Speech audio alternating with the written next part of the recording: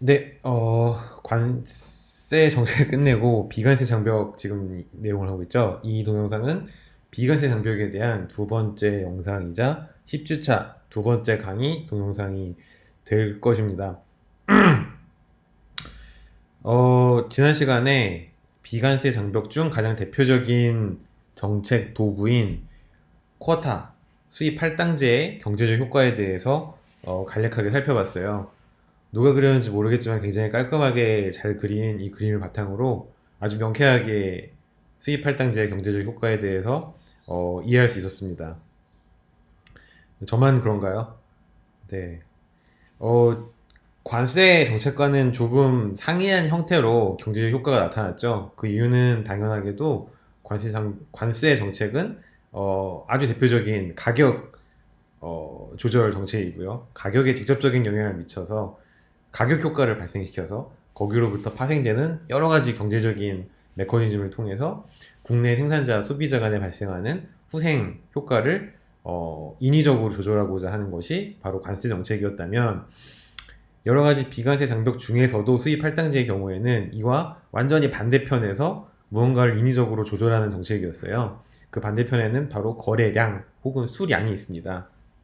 즉, 쿼타는 수입량을 직접적으로 통제해서 어떤 일정 수입량 이상은 아예 국내로 못 들어오게 막는 굉장히 강력하고 직접적인 정책이었고요.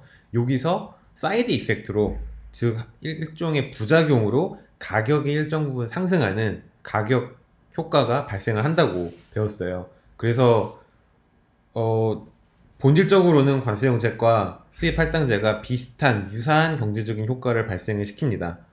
소비자 후생은 감소하고 국내 생산 업체들의 생산자 후생은 증가하고, 하지만 관세 정책 같은 경우에는 관세 수입이라는 부수적인 후생의 증가분이 있었다면은 수입 할당제인 경우에는 관세 수입은 없어요. 왜냐하면 관세가 책정되지 않았기 때문에 수입 제품과 경쟁하는 국내 생산 업체들이 생산하는 생산 제품 가격 혹은 수입 가격이 상승하는 가격 효과가 있었지만, 그것은 정부가 디자인했던 것은 아니었던 거죠. 결과적으로는 그렇게 됐지만요. 그 때문에 여기서 발생하는 것은 바로 경제적인 지대, 렌트였습니다. 즉, 원래대로라면은 이 그래프상으로는 P2만큼의 낮은 국제 가격으로 수입을 해서 들어와야 되는 수입업자들이 수입 할당제의 여파로 인해서 국내 가격이 상승하고, 왜냐하면 Q2에서 Q3만큼의 판매분에 대해서는 수입 제품이 아니라 국내 생산 제품에 의해서 판매가 되니까요. 국내 생산 업체들의 공급 곡선은 우상향하기 때문에 당연히 가격도 같이 올라갈 수밖에 없습니다. 이거는 정부가 소위 말하는 감수해야 되는 사회적인 비용 부분에 해당되는 거겠죠. 그렇게 해서 발생한 것이 삼각형 G와 H, 경제적인 순손실 파트였어요. 어쨌든 이렇게 가격이 상승하는 것은 수입업자들이 잘해서가 아니라 정부의 정책 때문이기 때문에, 이렇게 해서 상승하게 된 가격 상승분만큼 얻게 되는 수입업자들의 추가적인 소득분, 삼각형 E와 F 혹은 평행사변형 E 플러스 F 부분은 일종의 경제적인 지대, 렌트에 해당한다고 배웠습니다. 여기까지가 수입 할당제에 대한 얘기였어요. 다들 잘 이해가 되시죠?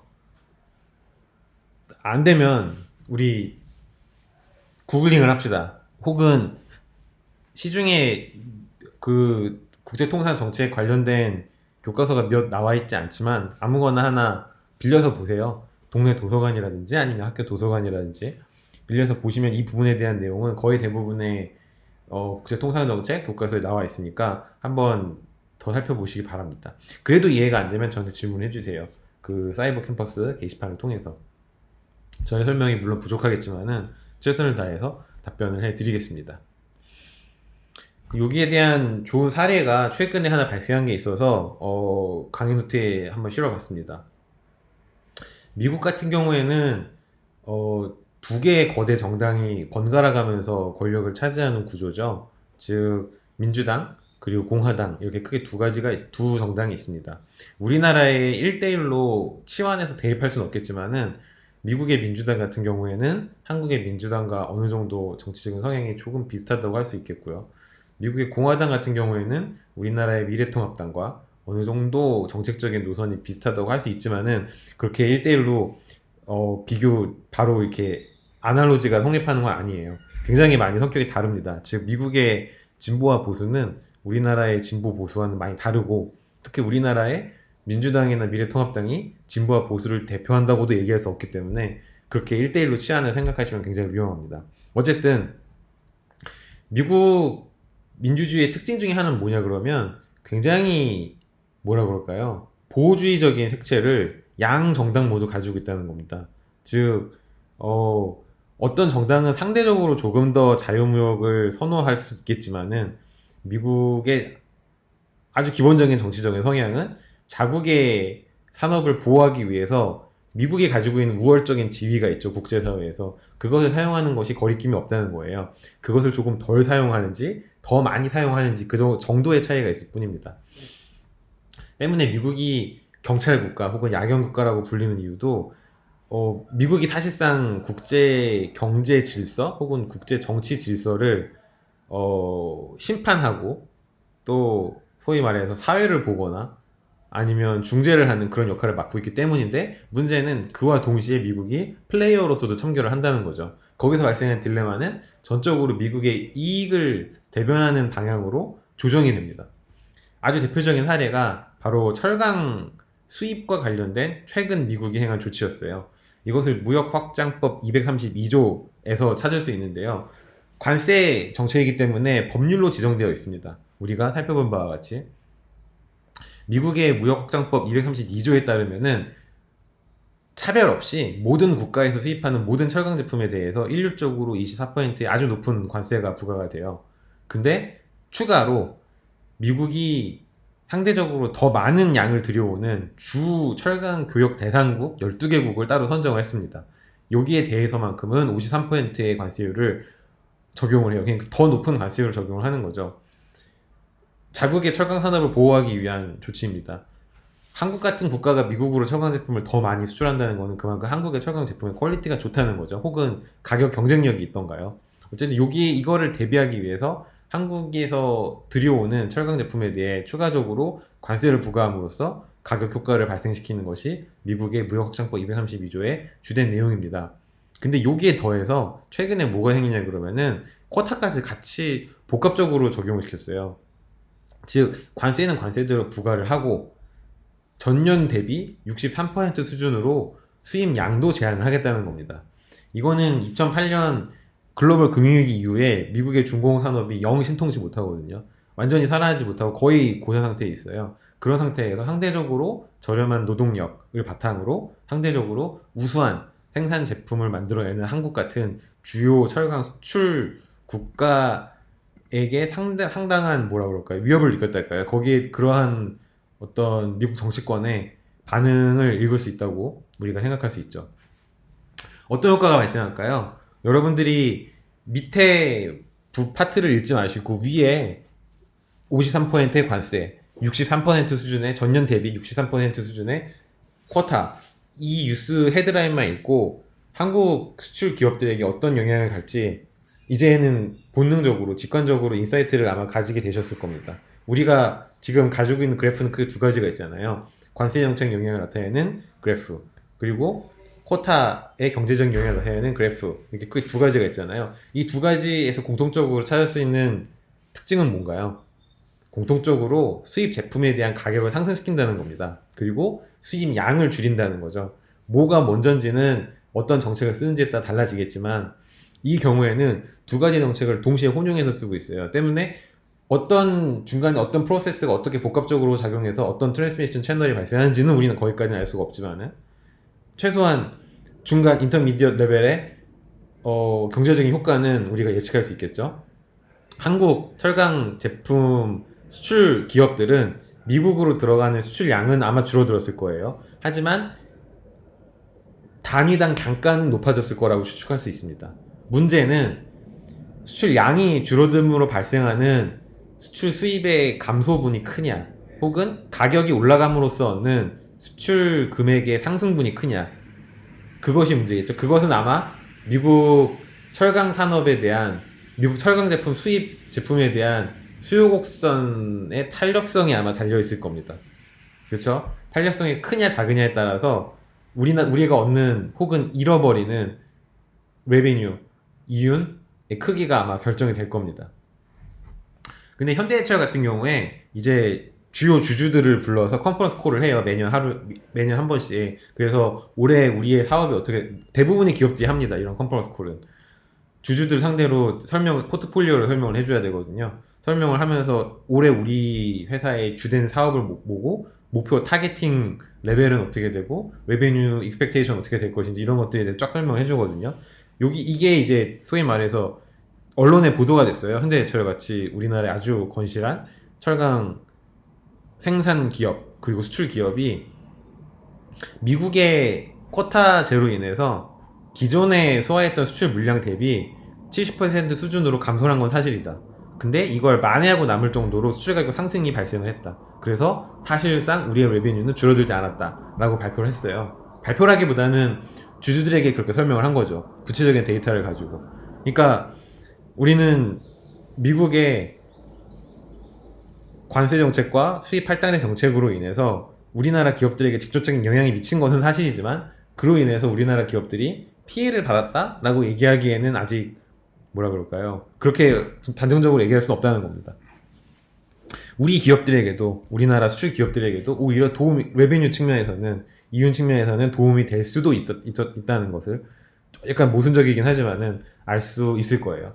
그리고 미국 같은 경우도 이런 정책을 쓰는 것을 사실 잘 생각을 해봐야 됩니다. 왜냐하면 우리가 앞서 배운 재미없고 따분한 내용들 중에서 쇠퇴하는 기업을 보호할 경우 오히려 좀비 산업, 좀비 기업으로 만들어서 그 산업을 정리하는 데 시간이 더 많이 소요되고, 그래서 사회적인 비용이 더 많이 발생할 수 있다는 것을 우리는 배웠잖아요. 근데 미국 같은 경우에는 이미 철강 산업과 같은 몇몇 중공업 산업에서는 경쟁력을 상실했을 수 있어요. 이미 경쟁력을 상실했기 때문에 프로덕티비티 레벨도 훨씬 낮고, 임금 수준은 훨씬 높고, 터무니없이 높고, 그래서 국제시장에서 도저히 경쟁을 할 수 없을 정도 수준이 이미 됐을 수도 있어요. 그걸 지금 억지로 지키고 있는 걸 수도 있죠. 정책적인 판단을 잘못했기 때문에. 그 경우 이러한 현상이 발생할 수도 있다라는 겁니다. 왜냐하면 미국에서 만든 철강 제품과 한국에서 만든 철강 제품의 퀄리티 차이가 워낙 얼등하게 날 경우 한국 제품에 대한 수요, 미국 소비자들의 수요 탄력성이 굉장히 낮을 수가 있어요. 그러니까 가격을 높이든 낮추든 우리는 그냥 한국 제품 반드시 수입할 것입니다 라고 할 수가 있거든요. 그럴 경우 한국 기업들이 얻는 레비뉴 자체가 그렇게 감소폭이 크지 않을 수 있다는 겁니다. 데이터로 보이죠. 산업통상자원부에서 발표한 자료인데요. 2015년에서 17년까지 대미 철강 산업의 수출량은 계속 감소하고 있습니다. 2015년부터 2017년까지 꾸준하게 감소하고 있는데, 이거는 당연히 쿼타제 영향 때문이겠죠. 더 수출하고 싶어도 수출을 못하는 거예요. 미국 철강은 대표적인 중간재잖아요. 그러니까 미국에서 최종재를 만들어내는 기업이나 공장들이 한국 철강 제품을 아무리 사고 싶어도 더 이상 못하게 미국이 막아놨기 때문에 어쩔 수 없이 데이터상으로는 미국에 대한 수출량이 감소하는 것처럼 보일 수밖에 없고 실제로 그렇습니다. 근데 수출액 기준으로 보면은 다시 16년에서 17년에서 다시 반전으로 올라가고 있다는 것, 그리고 15년보다도 오히려 17년에 수출액이 더 많았다는 것, 이것이 좀 재밌는 현상을 얘기해주고 있는 거죠. 지금 이것을 두고 미국의 정책이 실패했다라고 얘기할 수는 없어요. 미국은 자국의 특정 산업을 보호하기 위해서 맞는 정책을 썼을 수도 있겠죠. 근데 그 정책적인 판단이 맞았냐 틀렸냐는 아마도 조금 더 시간이 지난 뒤에, 조금 더 많은 분석이 가능해진 뒤에 우리가 판단할 수 있을 겁니다. 근데 어쨌든 우리나라 철강 수출 산업 같은 경우에는 그렇게 크게 수출액 기준으로는 그렇게 크게 손해를 본 건 아니다. 미국의 정책으로 인해서 오히려 반사이익을 봤을 수도 있다. 왜? 가격 효과가 수출량이 감소하는 물량 효과를 상쇄하고도 남았기 때문에 라고 얘기할 수 있을 겁니다. 그리고 미국의 정책이 우리나라 철강 산업에도 굉장히 중요했던 것은, 세 번째로 우리나라가 많이 수출하는 국가였대요. 중국이나 일본처럼 우리나라 바로 옆에 붙어서 소위 말해서 물류에서 지정학적으로 혜택을 받을 수 있는 그런 국가도 아닌데, 미국 같은 경우에는. 여러분 미국 비행기 타고 가보셨어요? 이코노미석 타고 가보셨습니까? 사람 할 짓이 아닙니다. 그게 굉장히 멀리 떨어져 있는 국가예요. 한국과 미국은 뭔가 물건을 주고받을 수 있을 정도의 거리가 아니거든요, 물리적으로. 근데도 우리나라가 미국에 세 번째로 많이 수출한다는 것은 상당히 철강 산업에 있어서만큼은 상당히 견고한 관계로 맺어져 있다라고 얘기할 수 있죠. 제가 한번 미친 짓을 작년에 해본 적이 있는데, 작년 3월 그것도 학기 중에 제 가장 친한 친구가 결혼을 했어요. 미국인인데 결혼을 했어요. 미국 동부에 사는 친구였습니다. 사우스캐롤라이나라는 미국의 작은 주에 사는 친구인데 거기서 결혼식을 한대요. 저보고 오라는 거예요. 근데 학기 중에 어떻게 합니까? 근데 갔습니다. 미쳐갖고 저 돌아온 거죠.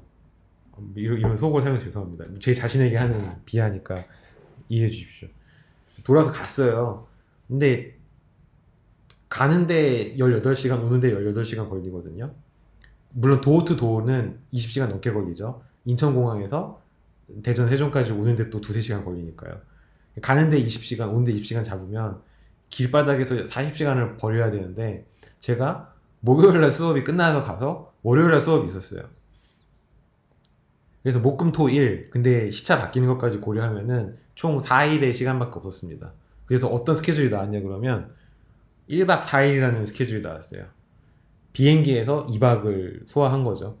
그래서 결혼식이 열린 찰스턴이라는 도시에 도착해서 결혼식 보고, 당일날 결혼식 보고 하룻밤 자고 다음날 오후에 다시 비행기 타고 한국으로 돌아오는 그런 스케줄을 소화했습니다. 미국이 그 정도로 먼 국가고, 사실 우리나라 미국은 상당히 물리적으로나 사회 문화적으로 많이 떨어져 있는 국가예요.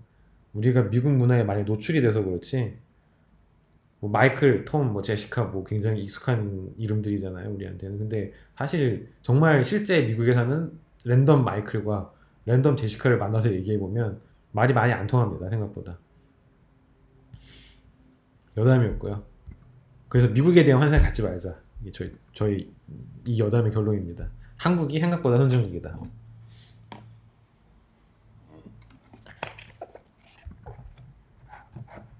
그래서 미국 입장에서도 한국은 굉장히 중요한 철강 교육 상대국이라는 것, 때문에 한국에 특별히 더 많은 관세를 부과했지만 거기에 대한 효과는 미국이 원했던 것은 아니었다는 것. 뭐 그런 사례를 이번 챕터에서 배운 내용을 바탕으로 확인할 수 있을 겁니다.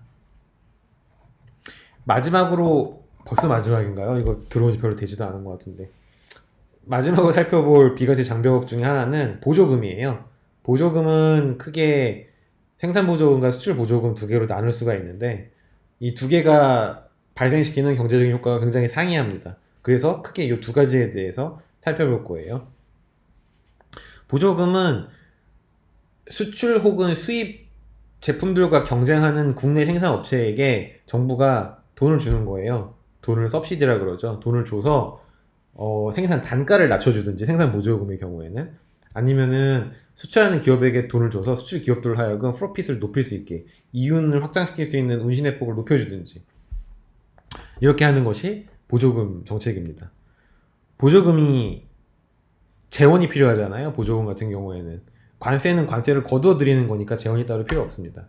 수입 할당제도 그냥 산업통상자원부 장관이 이 제품에 대해서는, 이 HS 코드에 대해서는 수입량을 1년에 요만큼으로만 한다라고 사인하고 대통령 재가를 받으면 되기 때문에 따로 재원이 필요 없어요. 근데 보조금 같은 경우에는 국가 재원이 필요하다는 어떤 특징이 있습니다. 즉, 기업들에게 금전적으로 혹은 물리적으로 반드시 지원 혹은 혜택이 돌아가야 되기 때문에, 그거를, 그 맨데이트를 수행하는 펑션이 있어야 돼, 기관이 있어야 되고요. 맨파워가 필요하고요. 재원이 필요하죠. 머니가 필요하죠. 즉, 보조금, 나중에 우리 살펴보겠지만은 보조금이 굉장히 좋은 정책이에요. 즉, 수출은 높이고 기업들의 후생은 증가시키고, 이게 다 가능하거든요. 근데 재원이 필요하다는 한계가 있다는 것, 그것을 알고 계시면 좋을 것 같습니다.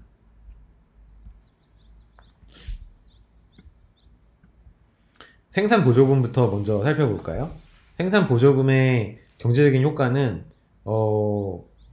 결론부터 말씀드리면은, 생산 보조금이라는 것은 하나의 기업이 생산을 할 때 거기에 돈을 주는 겁니다. 그 돈을 받은 것만큼 생산 단가 혹은 생산 비용, 프로덕션 코스트가 감소하겠죠. 생산 곡선만 생각해 보세요. 공급 곡선만 생각해 보세요. 공급 곡선이 나타내는 경제적인 의미가 뭡니까? 공급 곡선은 주어진 물량 하에서 가격 수준을 나타내는 거죠. 근데 이 가격 수준이 의미하는 바는 생산자 입장에서는 생산 비용이에요. 즉 이것보다 가격이 높으면 물건을 팔고 이것보다 가격이 낮으면 물건을 안 팔겠다는 겁니다. 때문에 시장에서 결정되는 가격에서 공급 곡선을 뺀 이 아래 면적, 적분한 이 아래 면적이 공급자, 생산자 후생이 되는 거잖아요. 정부가 돈을 줍니다. 근데 그 돈을 준 만큼 생산 비용이 감소하는 거니까 공급 곡선은 어떻게 될까요? 공급 곡선이 증가하게 됩니다. 주어진 시장 가격 하에서 생산 비용이 낮아지는 거니까 더 많이 생산할 수 있는 여력이 주어지는 거잖아요. 때문에 공급 곡선이 우측으로 아예 이동을 해버리게 되는 그런 효과를 발생할 수 있습니다. 조세 정책적인 관점에서 이야기를 하자면은 관세를 주는 거예요. 관세를 걷는 게 아니라, 혹은 세금을 걷는 게 아니라 세금을 주는 겁니다. 세금을 거두면 어떻게 되죠? 조세의 귀착 파트에서 여러분들이 공부하셨듯이 세금을 거둘 경우에는 생산 곡선이 좌측으로 이동하는 효과가 발생한다고 배웠잖아요. 근데 보조금 같은 경우에는 음의 세금, 네거티브 텍세이션이라고 보통 얘기를 합니다. 많은 경제학자들이. 그 보조금의 애칭이 이제 네거티브 텍스죠. 때문에 생산 곡선을, 공급 곡선을 오른쪽으로 이동시키는 그런 효과가 발생을 합니다. 다만 생산 비용에 대해서 보조금을 지급해 생산 비용을 낮추는 것은 국내 가격에는 직접적인 영향을 미치지 않는다는 것이 굉장히 중요해요. 이것이 생산 보조금이 갖는 가장 큰 메리트 중에 하나입니다. 하지만 국내 생산자가 받는 금액은 소비자가 낸 시장에서 결정되는, 국제 시장에 결정되는 국제 가격이 되겠죠. 지금 소규모 개발 경제에 대해서 얘기하고 있으니까 받는 그 가격에 더해서 보조금만큼 추가적으로 받는 거잖아요. 때문에 시장 전체적인 가격 효과는 발생하지 않지만 국내 생산자의 후생은 증가할 수 있는 거죠. 가격이 변하지 않기 때문에 소비가 위축되지가 않습니다. 똑똑한 학생들은 이미 여기서 뭔가 하나 직감하셨을 거예요.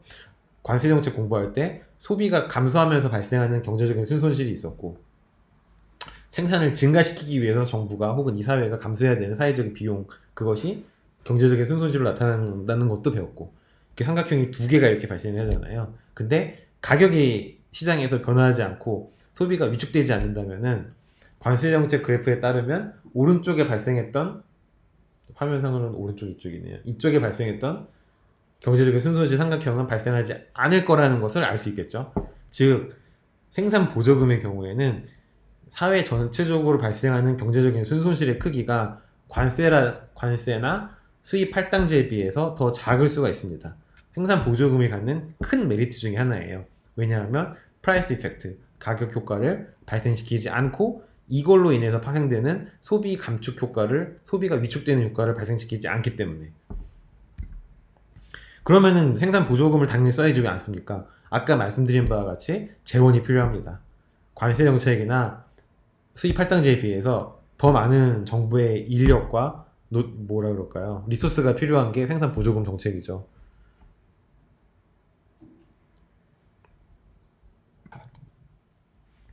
생산 보조금은 생산 비용 자체를 감소시키거나 혹은 동일한 생산량을 생산했을 때 생산자가 받는 금액의 크기, 수입을 늘리는 효과가 발생하기 때문에 당연히 국내 생산을 증가시키는 효과는 발생을 합니다. 국내 생산을 인위적으로 증가시키기 때문에 여기서 발생하는 경제적인 순손실은 발생을 하겠죠. 하지만 그래서 그로 인해서 국내 생산이 증가하고 근데 국제 가격은 그대로 멈춰 있어요. 그러면 수요 곡선은 그대로 멈춰 있으니까 상상을 해보는 겁니다. 머릿속으로 한번 그려보세요. 수요 곡선은 그대로 멈춰 있고 국제 가격도 멈춰 있지만 국내 공급 곡선만 오른쪽으로 이동하니까 전체적인 이 나라에서 거래되는 이 제품에 대한 거래량은 그대로 고정되어 있는 상태에서 수입량의 일부분이 국내 생산되는 국내 내수 제품으로 교체가 되겠죠. 교체가 된다기보다는 대체가 되겠죠. 이 대체 효과가 발생을 합니다. 때문에 무역 규모를 줄어들이는 효과는 있지만은 관세 정책이나 수입 할당제에 비해서 무역 수입량을 감소시키는 효과 자체는 크지가 않습니다. 한번 그래프로 살펴볼까요?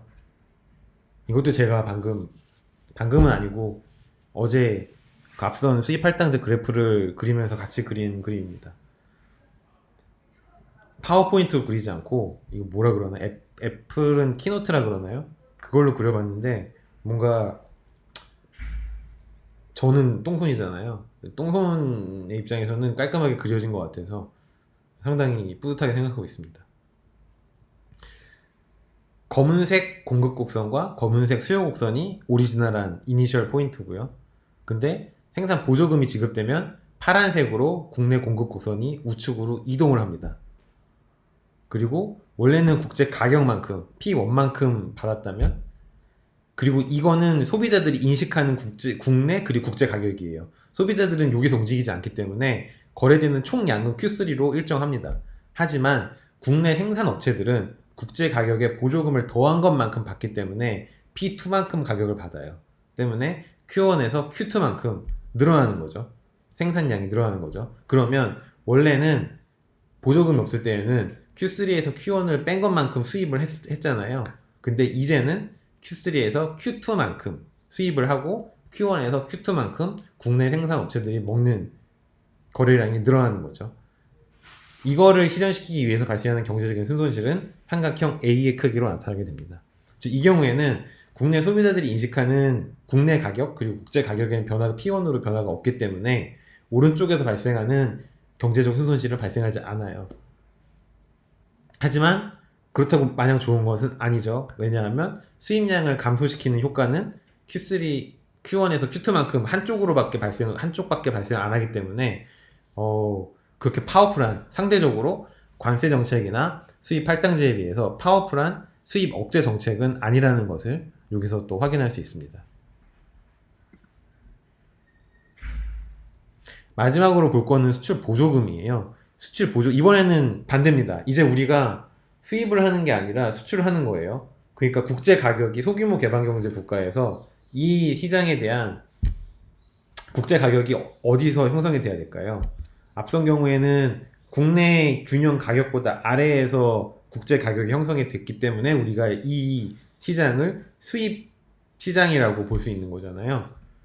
수출 같은 경우에는 폐쇄 경제 하에서의 균형 가격보다 높은 수준에서 국제 가격이 형성돼 있어야지 수출국이 되는 거겠죠. 소규모 개방 경제 국가가. 생산 보조금과 원리는 똑같습니다. 국제 가격보다 조금 더 높은 수준에서 이 국내 수출 기업은 돈을 받아요. 보조금이 그만큼 지급이 됐기 때문에. 근데 여기서 발생한 사이드 이펙트는 국내 가격도 함께 올라간다는 겁니다. 왜냐하면